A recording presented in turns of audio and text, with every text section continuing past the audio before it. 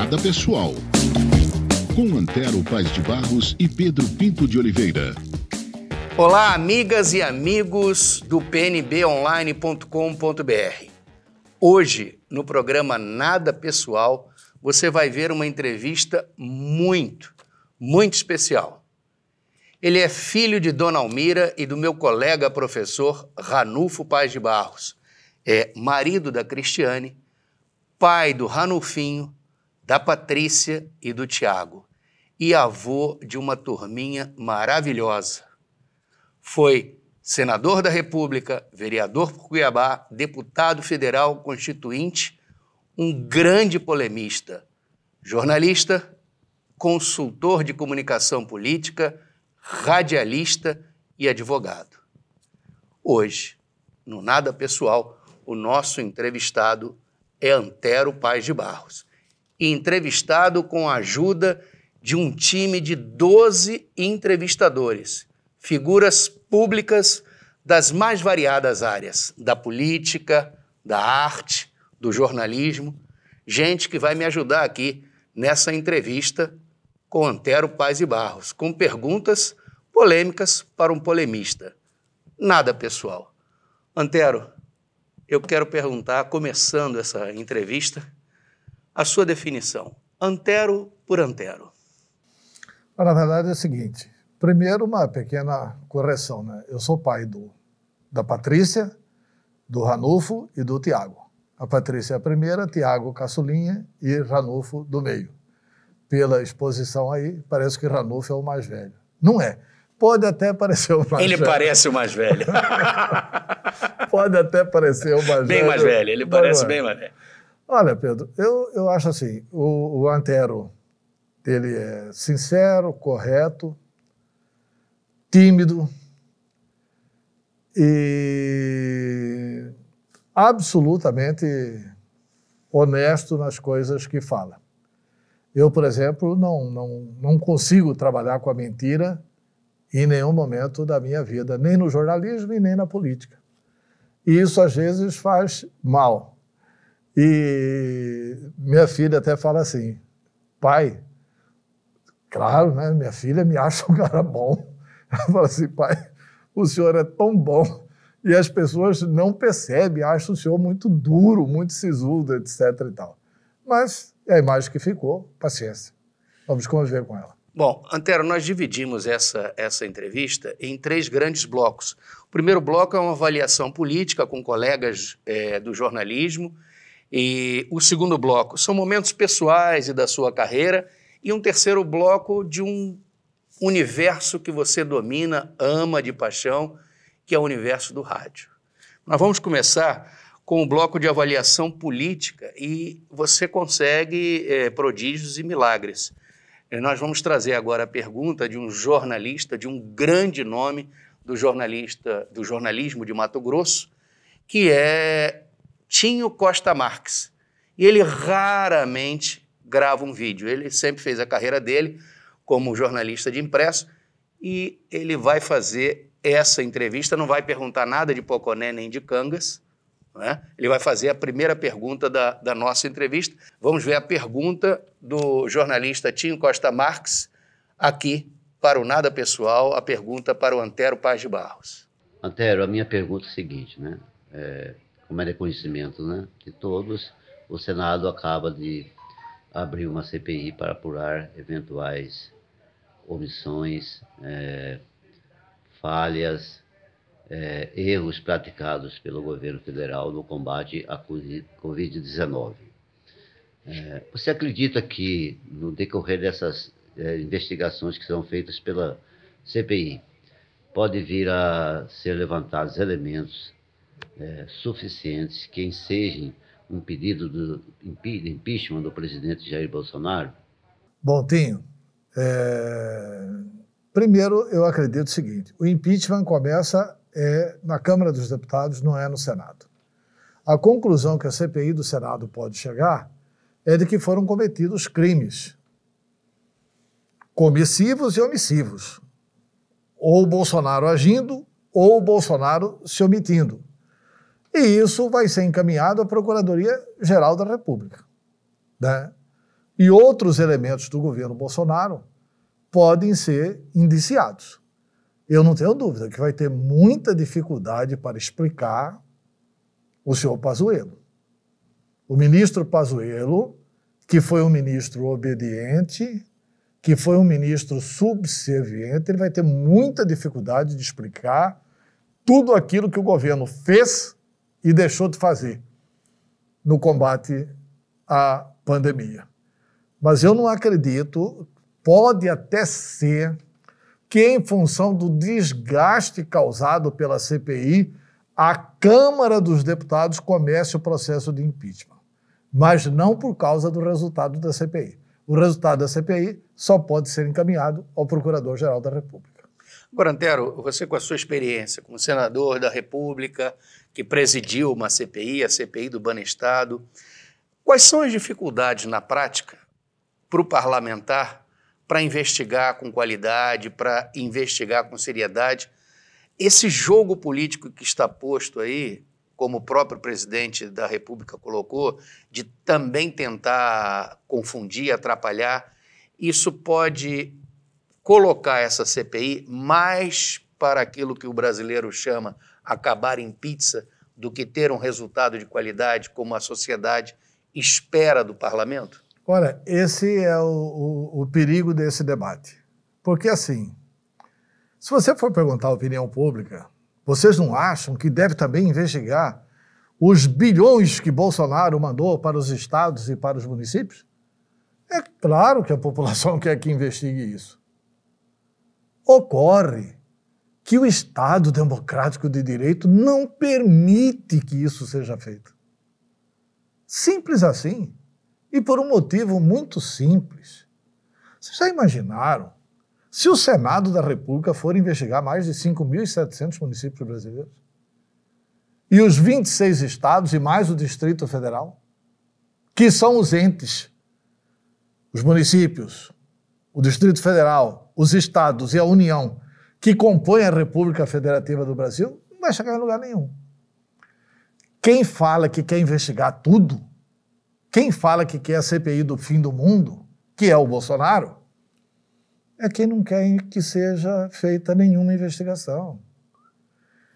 Parece que é uma postura mais radical, parece que é uma postura mais exigente para que as coisas venham ao público, mas, na verdade, é para evitar que a gente fique sabendo quais são os responsáveis pelas mortes de mais de 370 mil brasileiros até o momento.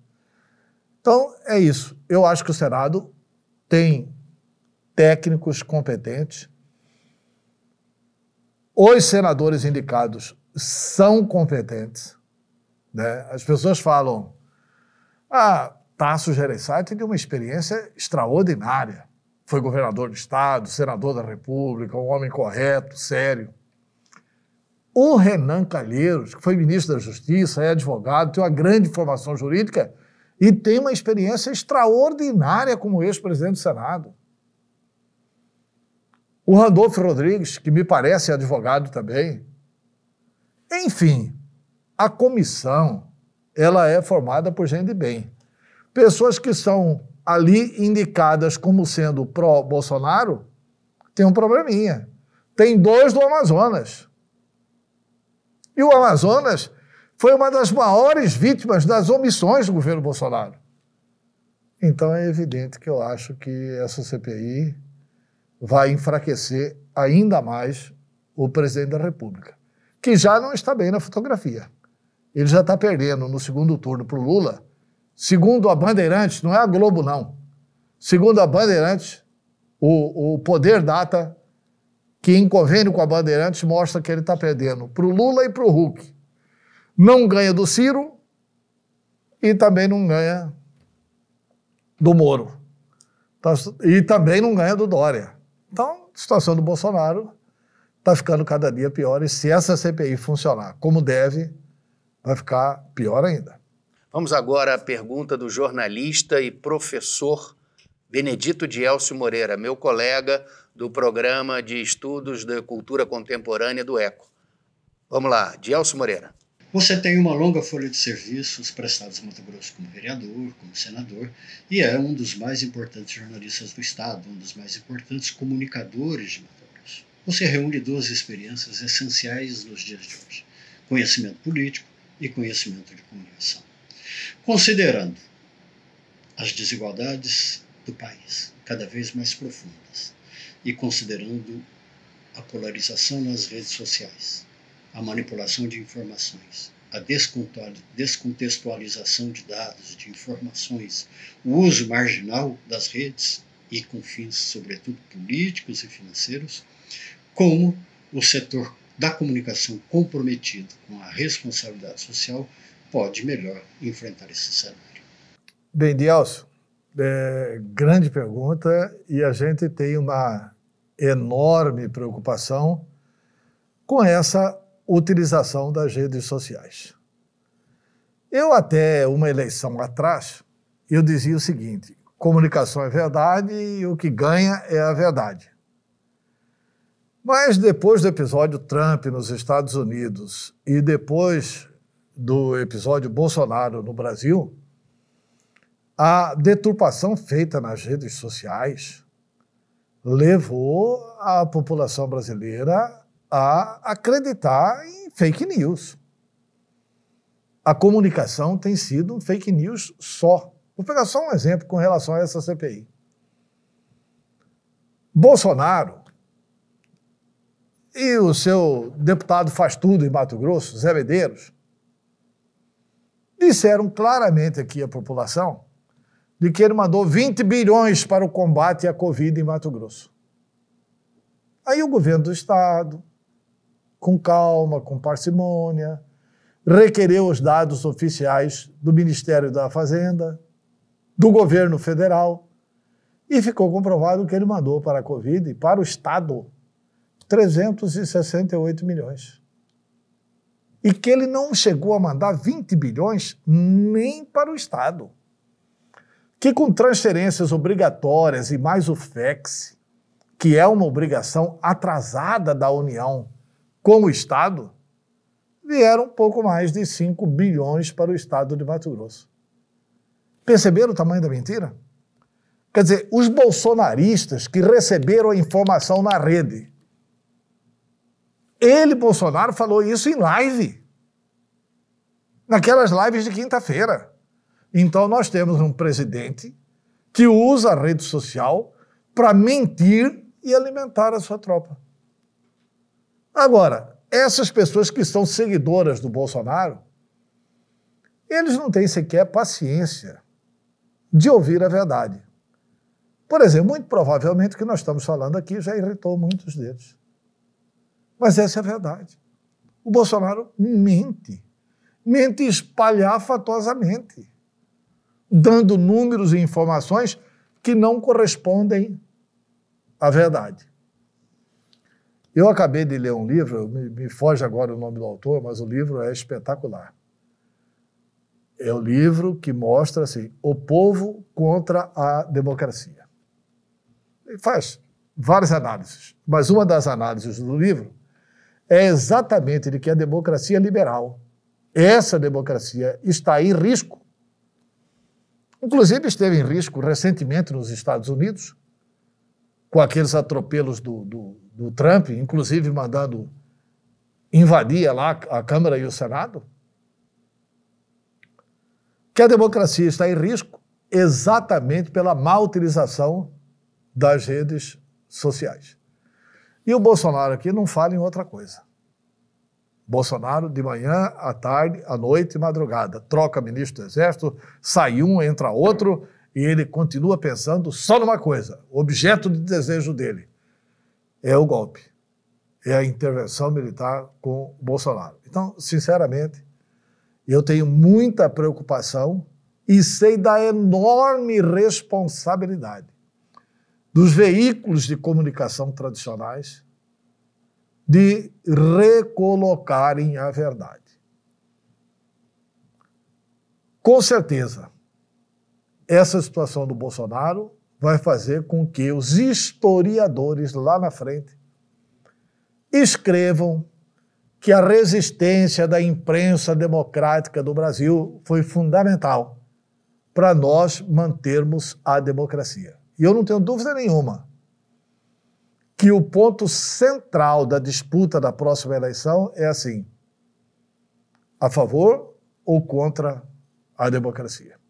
Eu acho que o primeiro item a ser defendido na próxima eleição é a democracia. O segundo é saúde. Porque sem regime democrático nós não vamos em lugar nenhum.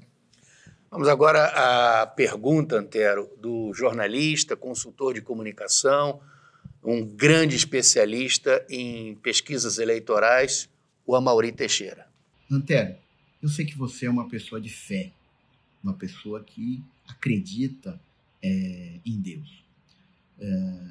Qual o seu sentimento quando alguém, como o presidente Jair Bolsonaro, invoca Deus, usa Deus para se promover na política e para respaldar os seus atos? Qual o seu sentimento em relação a isso? Olha, Amaury, o meu sentimento é de indignação. Porque, primeiro, que eu sou uma pessoa que tenho realmente fé, eu sou cristão, acredito em Deus, mas eu não acredito que Deus manda usar arma, né? Eu não acredito que Deus vê como grande solução para o Brasil armar a população. Eu acho que o presidente Bolsonaro faz um uso da religião que é extremamente deletério. É muito ruim. Eu vou tomar um exemplo meu. Eu, de 1974 a 1982, eu estou falando da minha vida pessoal, durante 8 anos, eu dei palestras de fé para jovens da Igreja Católica, naqueles episódios que ficaram conhecidos como movimentos da juventude católica e cursilhos de cristandade. Eu andei o estado inteiro com o padre Teixeirinha, com o padre Jonel, dando palestras exatamente sobre fé. Sabe por que eu me afastei desse movimento? Porque em 1982 eu resolvi ser candidato a vereador, foi quando eu me elegi vereador em Cuiabá. Aí eu não queria, de forma nenhuma, participar desses movimentos para não confundir que eu estava usando a fé para conquistar o voto. Aí eu acabei me afastando um pouco dessa linha de frente. Continuei com a minha fé e rezo todo dia. E lamento que o presidente Bolsonaro coloque Deus como escudo, porque Deus é amor. Deus nunca defendeu o ódio. Aliás, o grande mandamento de Jesus Cristo foi: amai-vos uns aos outros. Se Jesus Cristo estivesse hoje, ele diria: amai-vos uns aos outros e não permitis o gabinete do ódio. Agora, Antero, nós vamos para um outro bloco que são assim, reminiscências, comentários sobre a sua carreira, sobre você, não é? E quem vai abrir esse bloco de perguntas é o cineasta Severino Neto. Antero, eu queria saber de você 2 coisas. Primeiro, que você explicasse pra gente o que foi o MR8 e se de fato você e o nosso saudoso Dante Oliveira fizeram parte do MR8. Bom, Neto, é o seguinte, o MR8 era o Movimento Revolucionário 8 de Outubro, né? Eu não fui nenhum guerrilheiro, nenhum revolucionário. Eu era jornalista em Cuiabá, estudante na Universidade Federal de Mato Grosso. Não tinha amizade com Dante de Oliveira e passei a admirar o Dante, que, formado em engenharia no Rio de Janeiro, veio para Cuiabá e começava a fazer comícios relâmpagos, etc. e tal. E o Dante era um dos líderes do MR8. Era o Movimento Revolucionário 8 de Outubro. Por que 8 de outubro? 8 de outubro porque era homenagem a Ernesto Che Guevara, que foi assassinado no dia 8 de outubro na Bolívia. E o Dante de Oliveira passou a ter a minha admiração, eu passei a acompanhá-lo, ele perdeu a eleição de vereador, eu apoiei o Dante para vereador quando ele perdeu, ele nem me conhecia. Depois ele se elege deputado estadual, aí como jornalista eu passo a cobrir a Assembleia Legislativa, aí ele me convida para participar do MR8. E eu começo a fazer reuniões, participar de reuniões. Eram reuniões algumas vezes que a gente marcava o local, quer dizer, a gente não. O Comitê Central marcava o local e a gente era levado para aquele local. A gente não ficava sabendo o local das reuniões.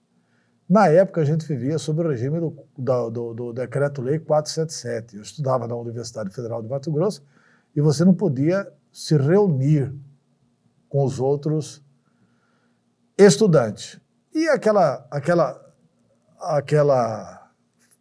luta, aquele ideal de devolver a democracia para o Brasil, etc. e tal. E o MR8 tinha, na época, como seu dirigente maior, um jornalista, por nome Cláudio Campos, que eu tive a oportunidade de visitar quando ele esteve preso na Polícia Militar em São Paulo. E o Cláudio Campos, que escrevia os artigos para o MR8, como ele já faleceu, acho que posso falar isso hoje, com o codinome de Daniel Terra. A gente lia os artigos e esses artigos eram orientativos, né, no sentido de qual posição tomar. E eu me lembro que na eleição de 1982, que eu disputei para vereador, o Dante disputou para deputado federal. Nessa eleição de 1982, o MR8 pregava uma tese que acabou vitoriosa. Ele dizia o seguinte: se nós elegermos 14 governadores, a gente faz aprovar a emenda das diretas. Então, os deputados federais do 8 têm que pregar eleição direta já para presidente da República. E o Dante teve isso como tema durante a campanha eleitoral. Essa é uma pequena correção que eu faço, inclusive, nessas histórias e biografias do Dante. Olha, quem redigiu a emenda das diretas foi o doutor Parará. Beleza, foi. Redigiu tecnicamente como advogado. Mas quem propôs a emenda das diretas foi a análise de conjuntura do MR8. Mas nessa eleição de 1982 eu acabei saindo do 8. Porque eu tinha uma visão democrática das coisas. E nós havíamos definido que o nosso candidato a deputado estadual, que era, inclusive, companheiro nosso, seria o Juarez Gomes. E, de última hora, caído de paraquedas, desce aqui um cidadão vindo do Rio de Janeiro para dizer o seguinte: olha, o Comitê Central analisou e tal, o Juarez não será o nosso candidato, o candidato nosso vai ser Lauro da Mata. E essa eu não sei se é uma virtude ou se é um defeito. Eu considero virtude. Falei, não, até hoje nós tivemos campeão para o Juarez, eu não aceito, eu continuo trabalhando pela candidatura do Juarez Gomes, como candidato a deputado estadual do MDB. Porque o MDB era o partido guarda-chuva. O PCB estava dentro do MDB, o PCdoB estava dentro do MDB, o MR8 estava dentro do MDB. E ali, antes da convenção do MDB, eu rompo com 8. O Dante ainda cumpriu a missão dada pelo 8. Tentou até a última hora barrar a candidatura do Juarez. Não conseguiu. Primeiro porque nós nos insurgimos contra alguns do 8, que saíram, foi o meu caso, e também porque o Carlos Bezerra bancou, e ele era uma grande liderança do MDB, e bancou a candidatura do Juarez Gomes como candidato a deputado estadual. O Juarez é, sem dúvida, um dos grandes quadros do direito brasileiro, é mestre em direito e uma das figuras mais bem formadas no estado de Mato Grosso. Mas foi essa a minha pequena passagem pelo 8, né? Agora, a visão democrática permaneceu. O Dante, alguns meses depois, acabou cedendo também e saiu depois de um artigo extremamente infeliz de orientação, que era raro, porque o 8 era bom de orientação política, onde eles orientam o seguinte, que estava na hora de treinar a pegar em armas, porque o povo estava preparado para fazer a revolução. Eu me lembro bem de um comentário que eu fiz com o Dante de Oliveira. Está na hora de sair disso. Hein? O povo não está preparado coisa nenhuma para fazer a revolução, até porque em Mato Grosso nós temos dificuldade com o Padre Pombo de ganhar do Júlio Campos. Então, que revolução que é essa, né? E aí o Dante acabou saindo, logo depois da eleição ele saiu do 8 também. Agora, quem vai ajudar aqui nessa entrevista, no Nada Pessoal, com Antero Paz de Barros, é um nome do teatro, produtor cultural, que a gente conhece muito bem nas redes sociais, na internet, Tiago Mourão. Você começou sua carreira como comunicador. Depois você entrou pro ramo da política. Essa entrada, ela foi por acaso? Ou você, em determinado momento, decidiu mesmo entrar para a política e, enfim, seguir essa trajetória aí? Bom, Tiago, ela não foi por acaso. Eu entro para a política eleitoral em 1982. Em 1974, eu já participava da política. Eu já fiz a campanha do velho MDB, que eu era muito amigo do Lino Miranda, então eu apoiei Lino Miranda para deputado estadual, o professor da Universidade Federal Bouré para deputado federal e Vicente Bezerra Neto para senador. Isso em 1974. Todos do velho MDB, que era contra a Arena. E só um detalhe, em 1974 o presidente da Arena era meu pai. Ele votou na Arena, ele votou no Canale, eu votei no Bezerra Neto. Mas eu acabei fazendo essa opção por motivos até que eu não podia contar para ele. Teve um episódio, meu pai precisou, como diabético, amputar a perna abaixo do joelho. Ele era diretor da Caixa Econômica Federal. Ao invés de ser aposentado por invalidez, ele foi demitido. E eu vi a Arena se reunir lá em casa. Aquilo formou em mim a convicção da necessidade de ser MDB, de ser oposição àquele partido. Ainda hoje tem muita gente que fala assim, Antero foi da Arena. Mentira, nunca fui. Nunca fui filiado na Arena, nunca votei na Arena. Meu primeiro voto foi Lino Miranda, Bouré e Bezerra Neto. E depois entrei para a política. Em 74, eu já estava no rádio, mas não tinha influência nenhuma na política na época. Em 82, quando eu disputo minha eleição de vereador, aí teve influência do fato de eu ter passado pelos veículos de comunicação. Por quê? Eu já era dono de um horário de esportes na Rádio Voz do Oeste, que tinha uma enorme audiência. Se andava pelas ruas, você ouvia a rádio. E apresentava também o programa Globo Esporte na TV Centro-América, junto com o nosso queridíssimo companheiro Macedo Filho. Então isso facilitou a massificação do nosso nome quando eu fui candidato a vereador em 1982. Mas o que me fez direcionar mesmo para a política foram as amizades.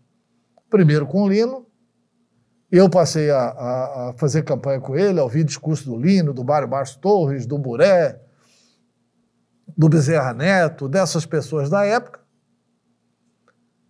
E isso me estimulou a querer entrar para a política. E depois, convidado pelo Dante, eu acabei ingressando e entrando para a política. Bom, Antero, onde tem Tiago Mourão, tem Eduardo Butaca. Então, a próxima entrevista é do nosso queridíssimo Eduardo Butaca. Antero, na sua última eleição em que você concorreu para o Senado, em 2010, você disputou com Abicalil, Blário Maggi e Pedro Táxi. E você era um dos favoritos, né, disparadamente. E acabou perdendo a eleição. Quando você percebeu que ia perder a eleição naquele ano? Olha, Butaca, eleição tem um negócio que fala assim, campanha. Quer dizer, você participa de uma campanha eleitoral. Eu era favorito no início da campanha eleitoral. Mas nós não tivemos campanha. Eu, inclusive, disse isso ao governador. Não, o Dante já tinha falecido. 2010. Nessa época, o Dante já tinha falecido. Nós não tivemos campanha. E nós não tivemos campanha pelo seguinte motivo. O Wilson e Jaime disputavam a indicação nossa para o governo. Então, havia uma coligação entre PSDB e DEM. O Jaime pediu para o Wilson para ser candidato. E ele tinha condições de movimentar a campanha, de alavancar a campanha. O Wilson não deixou com a alegação de que tinha 20 milhões para a campanha. Esses 20 milhões nunca apareceram. Talvez ele estivesse acreditando em alguma promessa do PSDB nacional. E sem recurso, não faz campanha eleitoral. E como eu era candidato ao Senado na chapa do Wilson, quando o Wilson cai, é evidente que caía também a nossa candidatura. Tanto é que até 15 dias da eleição, a população manifestava que ainda queria votar em mim. Só que, faltando 15 dias para a eleição, eu não tinha condições de me movimentar, de ir para o interior, de manter equipes para distribuir a nossa mensagem no interior, etc. e tal. As pessoas acabaram largando e fazendo opção ou para o Pedro Táxi ou para o Carlos Abicalil. O Brairo a gente já sabia que seria o primeiro mais votado. Bom, depois do teatro, agora vamos para a música. A pergunta é do maestro Fabrício Carvalho. Vamos ver o que o Fabrício Carvalho tem a perguntar para o Antero Paz de Barros. Antero, direto ao ponto, nada pessoal. Ferreira Goulart dizia que a arte existe porque a vida não basta. E a gente pode entender que a política é fundamental na vida das pessoas. Você é um político experiente, vereador, deputado federal, senador, representando Mato Grosso, com uma experiência vasta, um conhecimento das coisas como elas são. É possível dialogar com a política e com a arte? O que você acha de novas candidaturas de artistas, de gente que trabalha com sensibilidade, com educação, entrarem na política no sentido de dar a sua parcela de contribuição, mas com outra visão, com outros olhos e talvez com uma outra sensibilidade? Maestro, sempre que a política caminhou com a arte, a política teve grandes vitórias para o povo brasileiro. É fundamental a presença de artistas na política. Mas a gente tem que fazer também essa conscientização de que a gente precisa, no parlamento, nas assembleias, nas câmaras municipais, no Congresso Nacional, de pessoas que têm essa sensibilidade artística. Só pode fazer política bem quem gosta do povo. E o artista gosta do povo. O artista sempre gosta de estar onde o povo está. Então, eu não tenho dúvida nenhuma de que este é um dos ingredientes necessários para a política. Aliás, das grandes campanhas, dos grandes movimentos que existiram no Brasil, e você está aqui, o movimento das diretas já. O que seria o movimento das diretas já sem os artistas? Nós não teríamos derrubado a ditadura. A emenda do Dante era poderosíssima? Era. Mas foi o artista, a cultura, a arte, a inteligência, a música, os nomes artísticos que levaram pessoas à praça pública. O que nós precisamos é trabalhar bastante como prioridade nacional, educação, educação, educação, educação, para que a gente se eduque e saiba que é fundamental a presença do artista na política. Hoje aqui, no Nada Pessoal, do outro lado da bancada, sendo entrevistado, o jornalista, radialista, advogado, consultor de comunicação, Antero Paz de Barros. A próxima pergunta é do publicitário e consultor de comunicação, Gustavo Vandoni.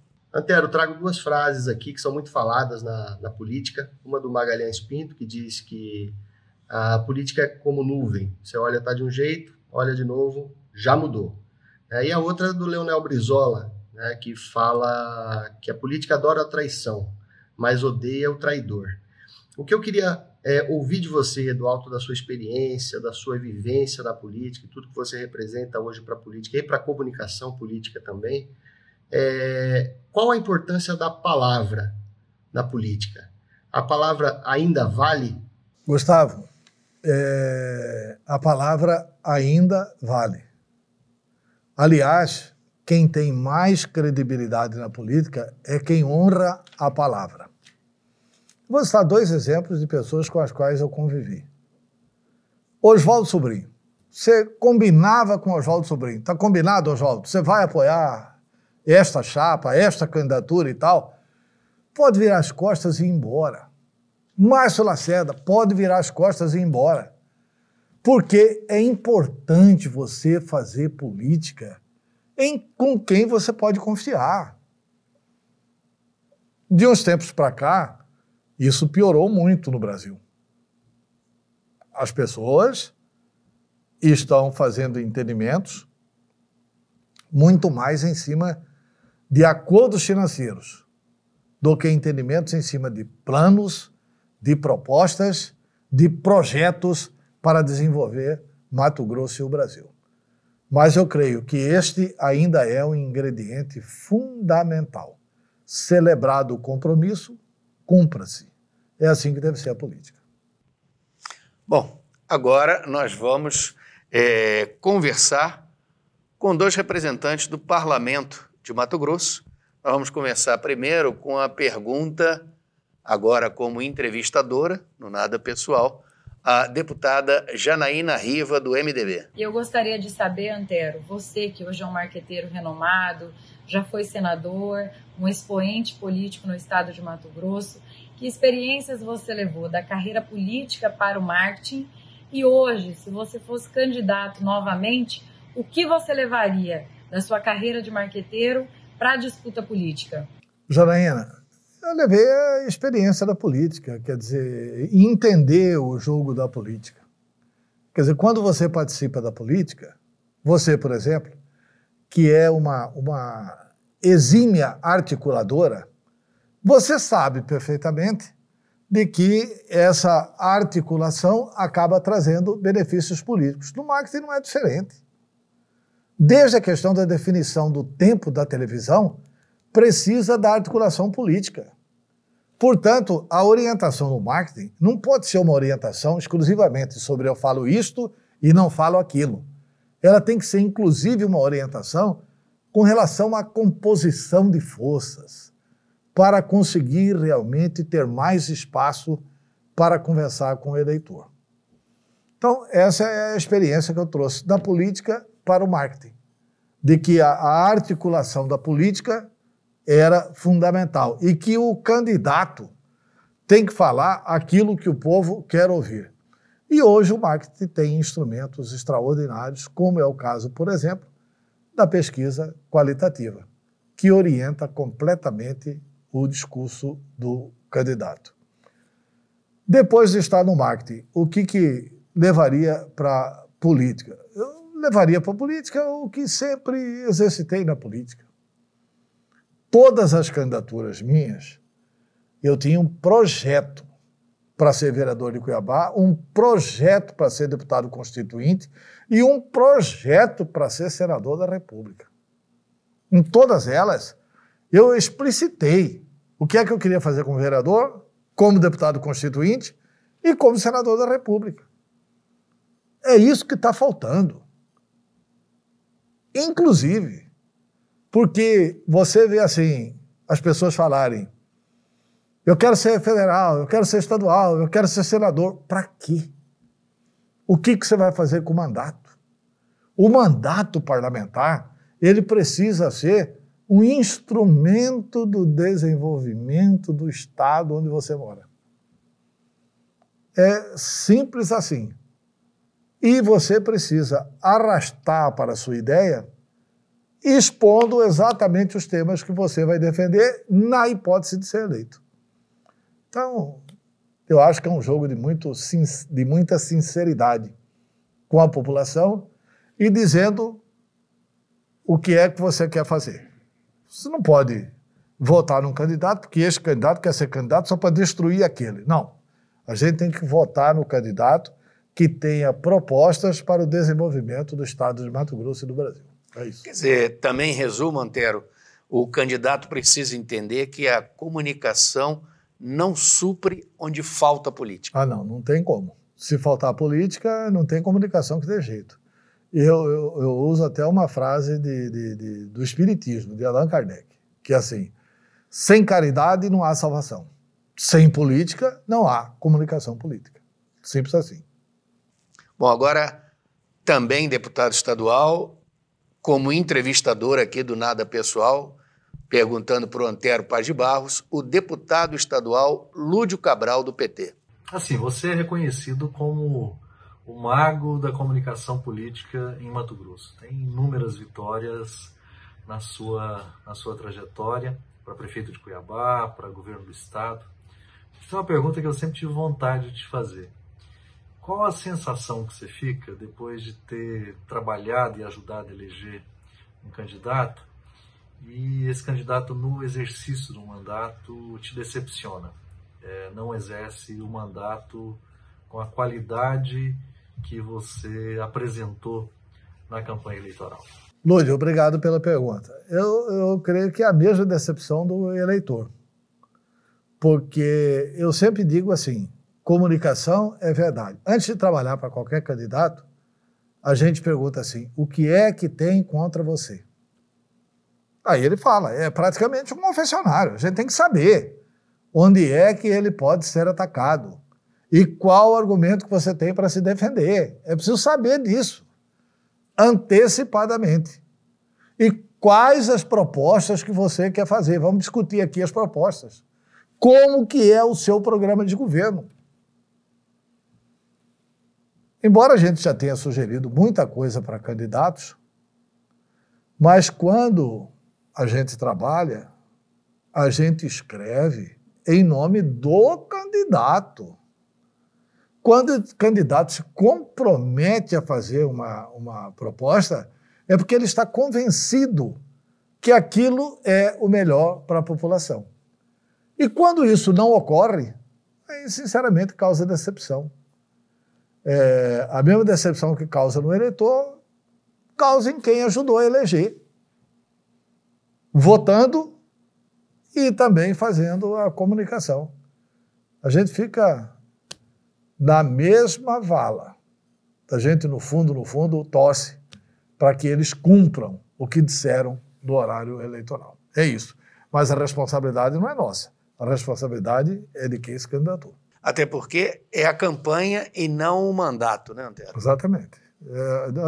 E é a campanha e é a campanha onde ele se dispôs a fazer aquilo. Se ele não fizer, é ele que tem que ser responsabilizado. Ninguém vota em marqueteiro. As pessoas votam no candidato por causa daquelas ideias que o candidato defendeu. Aí ele abandona as ideias vitoriosas com as quais ele se elegeu. É evidente que fica difícil depois a reeleição desse tipo de candidato. Antero, vamos agora para um mundo que você domina, gosta e que é muito legal a gente conversar, porque já disseram do fim dele. E ele cada vez mais moderno, cada vez com mais futuro. É o mundo do rádio.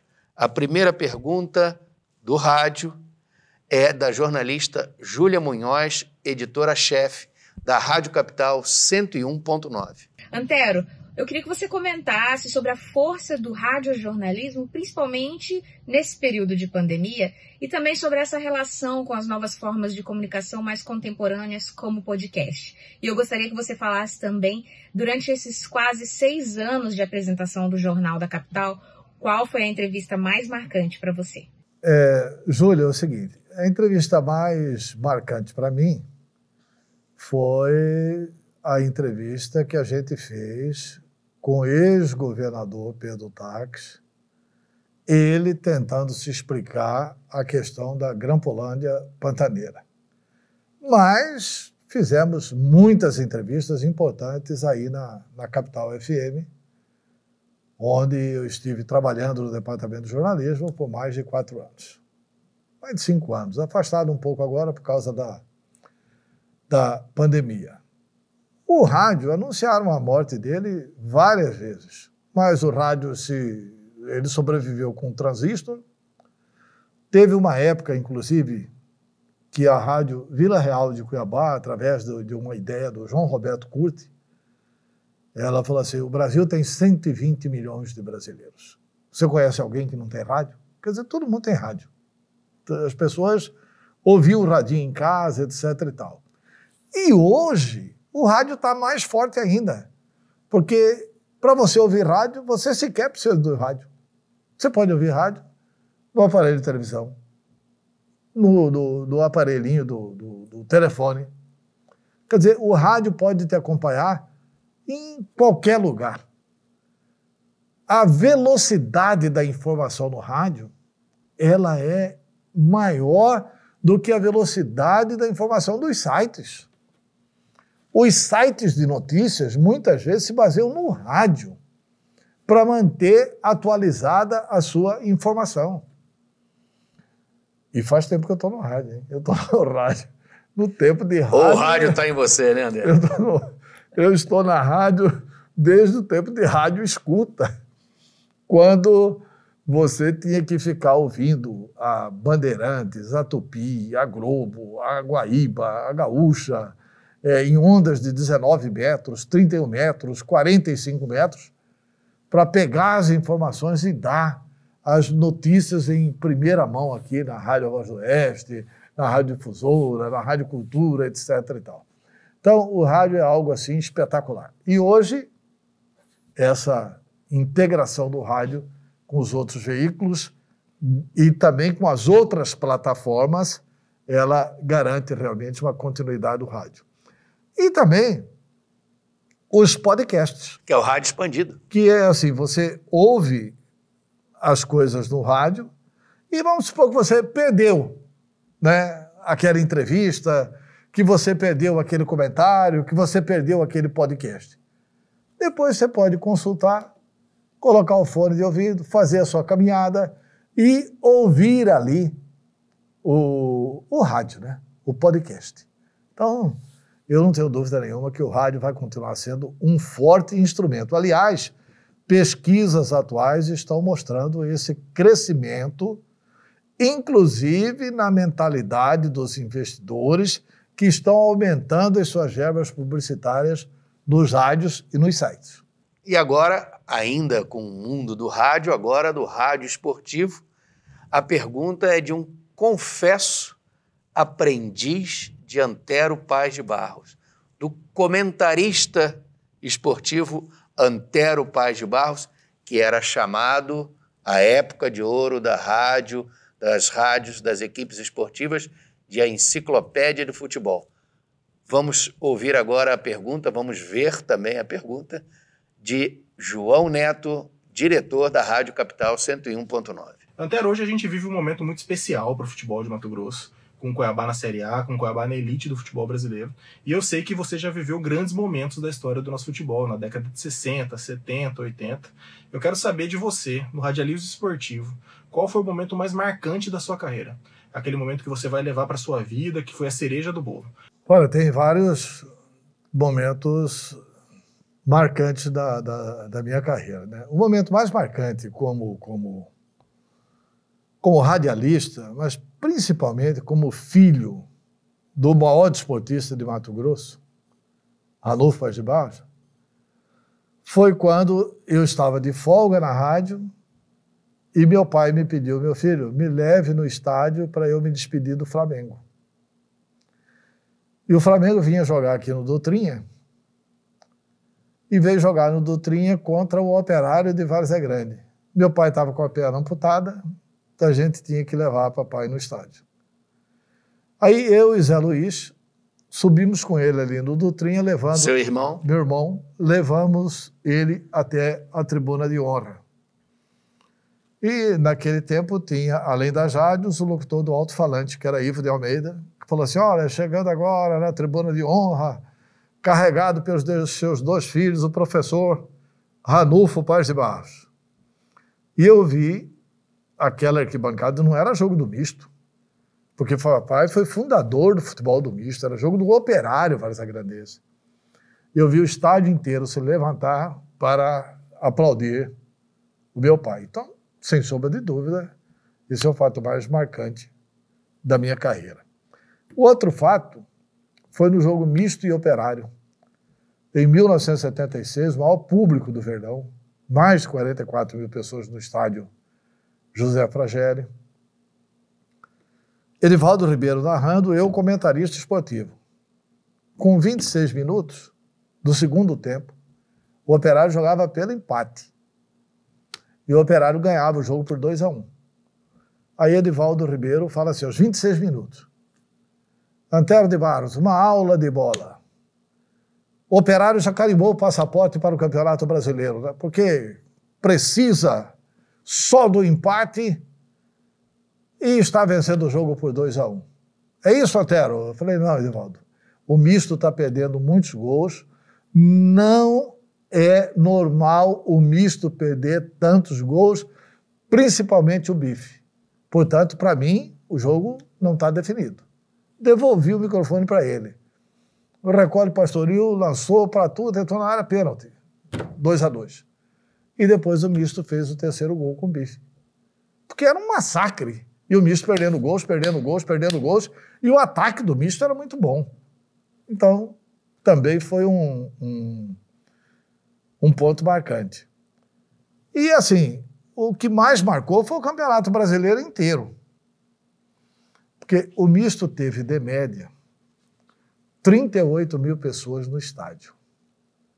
Perdendo só, na média de público, para o Bahia Esporte Clube. No Brasil inteiro. 38 mil, é difícil o Flamengo fazer hoje. Porque aí tem toda uma análise e tal para fazer sobre a questão do futebol. E um outro fato marcante, né, foi a derrota do misto para o Vasco. Porque o misto, ao empatar com o Vasco em São Januário, o misto deixou de ficar naquelas oitavas de final, né? Seriam os 8, né? Os 8 melhores do Campeonato Brasileiro. O misto jogava por uma vitória, o Vasco jogava pelo empate, em São Januário. Choveu muito, pênalti. Aí o misto pede para o Pastoril bater. O Mazzaropi pegou. E com o empate, classificou o Vasco, né, na grande campanha do misto. Eu estou dizendo isso para dizer que a gente torce muito pelo Cuiabá. E lamenta muito que não possa ter público no estádio. O campeonato vai começar no final de maio. Eu gostaria, primeiro, que Cuiabá acelerasse na vacinação. Segundo, que fosse dada permissão para quem já é vacinado poder começar a testemunhar esse momento riquíssimo do futebol de Mato Grosso. Essa performance do Cuiabá tem tudo para salvar a Arena Pantanal e tem tudo para alavancar os outros clubes no futebol de Mato Grosso. Eu quero agradecer aos 12 entrevistadores, as 12 figuras públicas que me ajudaram a entrevistar o Antero Paz de Barros. Um grande abraço, muito carinho por essa participação.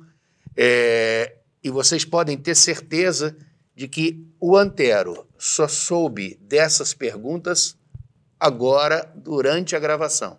Antero, o que você achou de participar do Nada Pessoal aí do outro lado como entrevistado? E as suas considerações finais?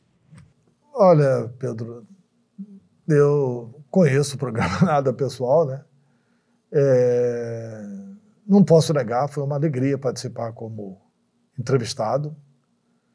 Foi bom responder as perguntas dos amigos e colegas, né? Todos amigos e todos colegas que fizeram as perguntas, pessoas, todas elas que eu respeito e admiro. E, enfim, a gente pôde falar um pouco de nós mesmos, de abrir o coração e mostrar tudo aquilo que a gente sente pelos amigos, pela família, e pela política e pelo esporte. É isso. Muito obrigado. O Nada Pessoal volta na semana que vem com mais entrevistas para você. Nada Pessoal, com Antero Paz de Barros e Pedro Pinto de Oliveira.